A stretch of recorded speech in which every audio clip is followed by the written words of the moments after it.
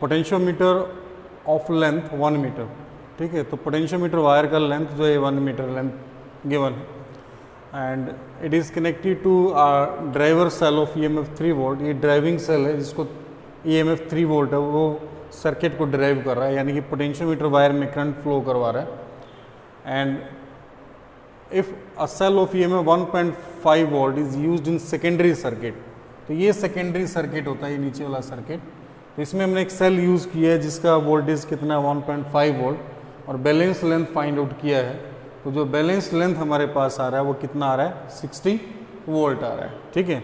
Now if this cell is replaced, इस cell को हटाया गया है और एक सेकेंड सेल यूज़ किया गया है और सेकेंड सेल जब हम यूज़ करते हैं यहाँ पर फिर से बैलेंस लेंथ फाइंड आउट करते हैं, तो वो बैलेंस लेंथ कितना आता है 80 सेंटीमीटर।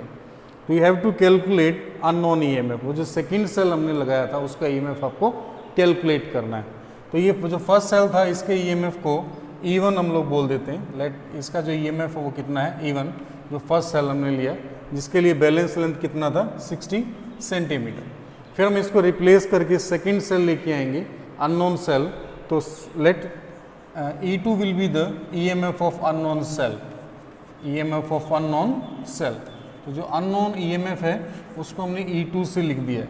फिर हमने ये एप्लीकेशन की थी पोटेंशियोमीटर की कि we can compare the EMF of 2 cells. तो वहाँ पर हमने एक फॉर्मूला डिराइव किया था, आपको याद होगा। तो फॉर्मूला क्या था, फॉर्मूला ये था E1/E2 इज इक्वल टू क्या होता है L1/L2। तो ये फॉर्मूला यूज़ करके आप अननोन EMF फाइंड आउट कर सकते हो। E1 ये हमने 1.5 कंसिडर किया है तो ये वैल्यू पुट कर देंगे, दिस इम्प्लाइज 1.5। E2 आपको कैलकुलेट करना है और E1 की जो वैल्यू E1 L1 लेंथ के ऊपर बैलेंस होता है, तो ये आपका L1 लेंथ है और 60 दैट इज़ और ये आपका L2 लेंथ है, दैट इज़ 60/80। तो इसको सोल्व कर लेंगे, यू विल गेट 2 3 4, 2 3 6 एंड 2 4 8, 3/4 इस टाइप से आ जाएगा आपके पास। तो E2 की वैल्यू आप यहाँ से कैलकुलेट कर सकते हैं। तो E2 किसके इक्वल आएगा वो देख सकते हैं, क्रॉस मल्टीप्लाई आप करेंगे जब इसको, तो you will gate 4/3 multiply by 1.5 that is 4/3 और 1.5 का आप लिख सकते हैं 3/2। इसको सोल्व कर लेंगे तो यू विल गेट 2 वोल्ट, ठीक है। तो इसका इस यहाँ पर जो सेकंड सेल आएगा उसका EMF कितना है, यानी कि 2 वोल्ट है। तो 2 वोल्ट के लिए जो बैलेंस लेंथ है वो कितना आ रहा है 80 सेंटीमीटर है। फिर से देख लीजिए फॉर्मूला E1/E2 L1/L2 60/80 इस टाइप से आपके पास आ जाएगा। इससे कैंसिल 2 3 6, 2 4 8 एंड आप इसको फिर क्रॉस मल्टीप्लाई करेंगे E2 को, तो 4/3 मल्टीप्लाई बाय 1.5 आपके पास आ जाएगा यहाँ पर एंड 4/3 1.5 को 3/2 हमने लिखा, 3 से 3 कैंसिल, 2 2 4, 2 वोल्ट आपके पास EMF आएगा इसका। इज दैट क्लियर और नॉट? फिर सेकंड पार्ट में क्या पूछा है, एक्सप्लेन सर्किट वर्क्स और not if driver cell is made up of 1 volt. जो ड्राइविंग सेल है अगर इसका वोल्टेज हम चेंज कर दें, इसको 3 वोल्ट की बजाय 1 वोल्ट कर दें, क्योंकि यह सर्किट काम करेगा। तो ये आपको पोटेंशियोमीटर का जो आर्टिकल करवाया गया था तब भी मैंने बताया था कि जो ड्राइवर सेल है इसके EMF इन दोनों सेल से सेकेंडरी सर्किट्स में जो सेल यूज़ करते हैं उससे ज़्यादा होना चाहिए, तभी ये बैलेंस कर पाएगा इनकी वोल्टेज को, अदरवाइज इसको बैलेंस नहीं कर पाएगा। तो हमारा सर्किट जो वर्क नहीं करेगा। सेकंड पार्ट का आंसर ये होगा, balance point could not be obtained on potentiometer wire. आपका आंसर ये होगा सेकंड पार्ट का, balance point could not be obtained on potentiometer wire. तो इसको लिख लेते हैं, सेकंड का आंसर क्या बनेगा, balance point could not obtained on potentiometer wire, ठीक है। तो जो ड्राइवर सेल है उसका EMF इनसे क्या होना चाहिए, हमेशा ज़्यादा होना चाहिए। फिर थर्ड पार्ट में पूछा था कि जो रेजिस्टेंस हम यूज़ कर रहे हैं सीरीज में गैल्वेनोमीटर के साथ, ये क्या बैलेंस लेंथ को, बैलेंस पॉइंट को अफेक्ट करता है। तो आपको बताया था ये भी पोटेंशियोमीटर वाले आर्टिकल में कि ये जो रेजिस्टेंस सीरीज में कनेक्ट होता है गैल्वेनोमीटर के साथ, वो गैल्वेनोमीटर की प्रोटेक्शन के लिए होता है and it doesn't affects the balance length. तो ये balance length 1 metre long potentiometer wire है AB, तो इसकी लेंथ 1 मीटर है and it has resistance 10 ohm. That is इस वायर का जो रेजिस्टेंस है, जो वायर है, इस वायर का रेजिस्टेंस कितना है आपको गिवन है 10 ohm. Calculate the potential gradient and balanced length. इस अरेंजमेंट के अंदर पोटेंशियोमीटर अरेंजमेंट में एक आपको पोटेंशियल ग्रेडियंट कैलकुलेट करना है और एक ये जो बैलेंस्ड लेंथ, इसको कैलकुलेट करना है आपने, ठीक है। तो ये आपका सेकेंडरी सर्किट है, ये वाला पार्ट, इसको एक बार छोड़ देते हैं, जब जो कि इसके साथ टच करेंगे तभी ये पार्ट जो वो सर्किट में आता है, अभी आउट ऑफ सर्किट है। तो पोटेंशियोमीटर वायर जो है ये भी, इसमें कौन करंट फ्लो करवाता है, ये जो ड्राइविंग सेल है, तो इस टाइप से करंट फ्लो करता है, जो इस वायर में से होकर के इस रियोस्टेट का जो रेजिस्टेंस है इसमें से होकर के फिर वो ऐसे सर्कुलेट होता है। इज दैट क्लियर और नॉट? तो जो ये जो वायर है, ये जो ड्राइवर सेल है, ये किस में करंट फ्लो करवा रहा है, वायर में और इस रियोस्टेट के अंदर से। तो इफेक्टिव रेजिस्टेंस इसकी ईएमएफ को, इसके करंट को कौन दे रहा है, वायर और ये मिल करके दे रहे हैं। तो करंट अगर आपको कैलकुलेट करना है इस वायर के अंदर, तो वायर का जो करंट है वो कैसे कैलकुलेट होगा? We know that current in potentiometer wire, in potentiometer wire, तो करंट हम कैलकुलेट करते हैं कि इस वायर में करंट कितना फ्लो कर रहा है। तो करंट किसके इक्वल होता है? करंट होगा effective EMF divide by effective resistance. तो ये वायर और ये रियोस्टेट, ये सीरीज में, ये सेकेंडरी सर्किट है, ये आउट ऑफ सर्किट है, इसको हमने छोड़ दिया एक बार। तो इसको और ये दोनों सीरीज के अंदर है। तो effective EMF divide by effective resistance, तो इफेक्टिव ईएमएफ तो 12 वोल्ट है, ये दे रहा है इसको ड्राइवर सेल। इफेक्टिव रेजिस्टेंस इस वायर का रेजिस्टेंस और ये resistance, that is RAB plus ये जो रियोस्टेट का रेजिस्टेंस है। तो you will gate 12 and divide by 15 plus 10, तो ये आपके पास 15 प्लस 10 हो जाएगा। तो करंट की वैल्यू आ जाएगी आपके पास 12/25 एम्पेयर। ये करंट फ्लो कर रहा है किस में से? इस वायर में से, AB वायर में से, ठीक है। तो इस AB वायर के अक्रॉस जो वोल्टेज है वो हम फाइंड आउट कर सकते हैं कि वोल्टेज कितना ड्रॉप हो रहा है across this and this point, that is across this wire.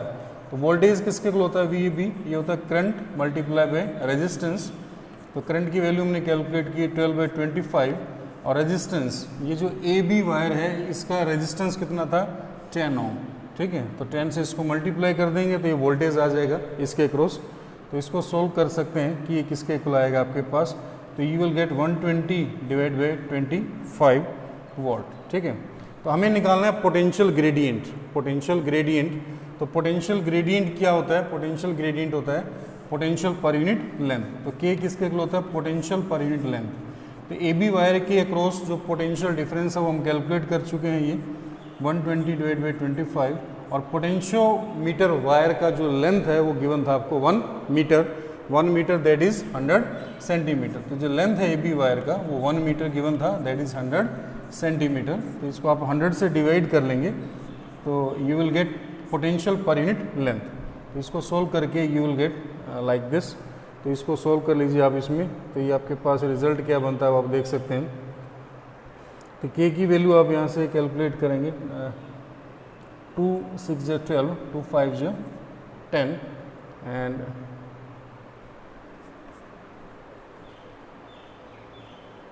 you will get 6/125, 6/125 volt पर सेंटीमीटर।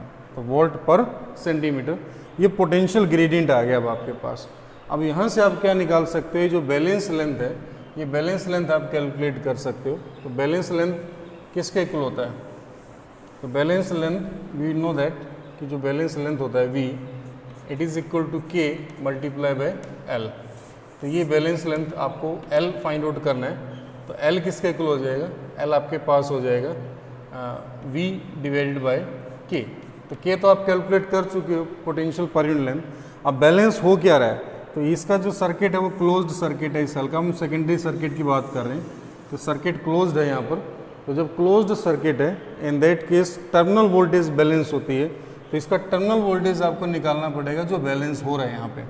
तो टर्मिनल वोल्टेज कितना बैलेंस हो रहा है वो आप देख सकते हैं। तो K की जो वैल्यू थी वो हमने निकाला था अभी, K will be 6 divide by 125 था, इसको नोट कर लेते हैं। तो टर्मिनल वोल्टेज आपको यहाँ पर फाइंड आउट करना है। टर्मिनल वोल्टेज किसके इक्वल होता है? टर्मिनल वोल्टेज होता है आपके पास EMF minus I into small r। तो ये जो है यहाँ पर बैलेंस हो रहा है यहाँ पर, ठीक है। तो करंट इस सर्किट के अंदर करंट कितना फ्लो कर रहा है वो आप देख सकते हैं। इस सर्किट की बात हो रही है, इस सर्किट के अंदर सेकेंडरी सर्किट के अंदर जो करंट है effective EMF divide by effective resistance, EMF यहाँ पर 1.5 है और रेजिस्टेंस एक 0.3 और ये 1.2, ये दोनों सीरीज में 1.2 एंड 0.3, तो ये दोनों जो हैं ये इसका इंटरनल रेजिस्टेंस है सेल का, ये एक्सटर्नल रेजिस्टेंस है। You will gate 1.5 divide by 1.5 that is 1 ampere. तो 1 एम्पियर करंट जो इस सर्किट में फ्लो कर रहा था। तो ये जो टर्मिनल वोल्टेज जो बैलेंस हो रही है वो कैलकुलेट कर सकते हो आप। तो V इज इक्वल टू आपके पास ईएमएफ की वैल्यू ये 1.5 माइनस आई करंट आपने लेना है, तो करंट 1 एम्पियर था एंड इंटरनल रेजिस्टेंस इसका 1.2 था, तो 1.2 को 1 से मल्टीप्लाई करेंगे कोई फ़र्क नहीं पड़ेगा, तो टर्मिनल वोल्टेज आपके पास आ जाएगा 0.3। तो टर्मिनल वोल्टेज आपके पास 0.3 वोल्ट होगा जो बैलेंस हो रहा है, और ये रिजल्ट आप यहाँ पे पुट करोगे then you will get balanced length, कि कितना लेंथ बैलेंस लेंथ आपके पास आएगा। तो ये रिजल्ट आप इसमें पुट कर दीजिए। तो L इज इक्वल टू आपके पास क्या आ जाएगा, V यानी कि 0.3 एंड डिवाइड बाय K की वैल्यू है 6 डिवाइड बाय 125, तो 125 ये ऊपर चला जाएगा इस टाइप से। तो इसको आपने सोल्व कर लेना है, you will gate balance length, और किस में आ जाएगी आपके पास सेंटीमीटर के अंदर ये बैलेंस लेंथ आपके पास आ जाएगा। तो इसको सोल्व कर सकते हैं, ये डेसिमल हटा सकते हैं यहाँ से, 3 2 6 आपके पास हो जाएगा and you will get L is equal to 12.5 divide by 2 that is 6 point something centimetre आपके पास रिजल्ट आ जाएगा इसमें, 6.25